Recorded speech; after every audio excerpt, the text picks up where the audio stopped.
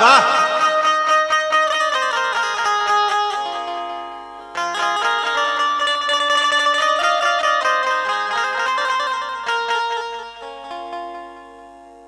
आम मोजराई गईले महुआ कोचाई गईले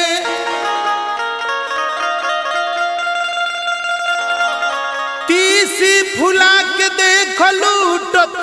बहार बा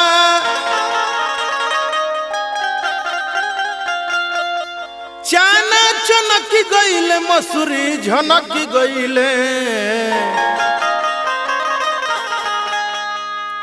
रहरी भी रहरी से देखो करत प्यार बा कोयली के सुनी कूक जिया में उठे लहूक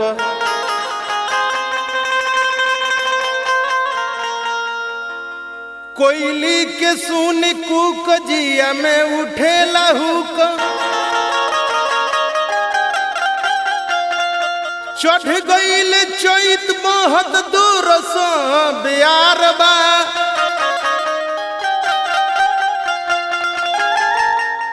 सझिया के हो लगो रमन में हो खेला भोरम भोरवा में सिहरत देखो दहिया हमार बा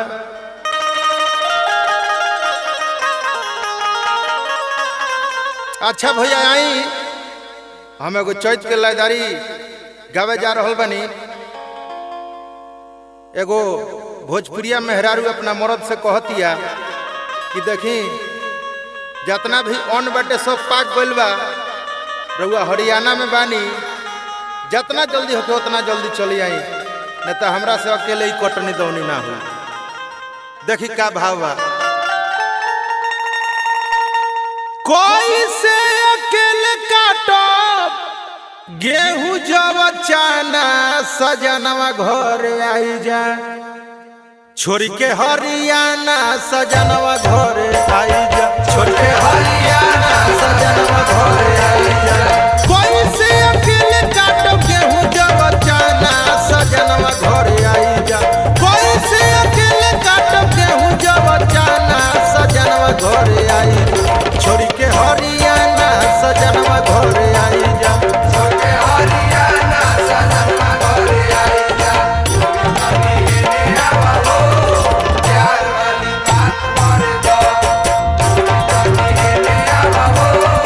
प्यार वाली बात कर दो छोड़ के हरियाणा सजनवा घर आई जा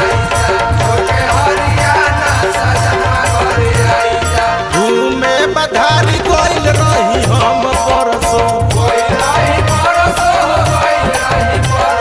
देखनी कि खेतवा में झरत रहे सरसो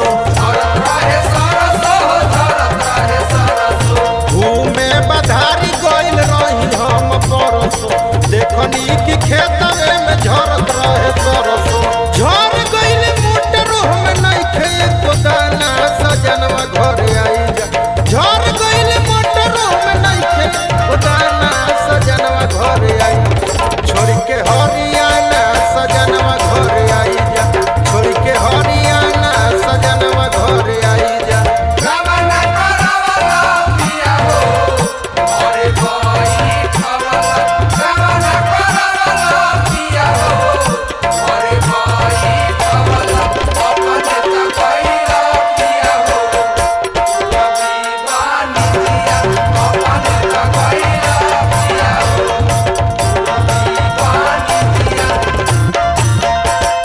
छोड़ के हरियाणा सजनवा घर आई जा छोड़ के हरियाणा सजनवा घर आई जा कभी ले न चिकन भइल बारे खरिहानी बारे खरिहानी हो बारे खरिहानी लागता कि जर जई है घाम में जवानी घाम में जवानी हो घाम में जवानी कभी ले न चिकन भइल बारे खरिहानी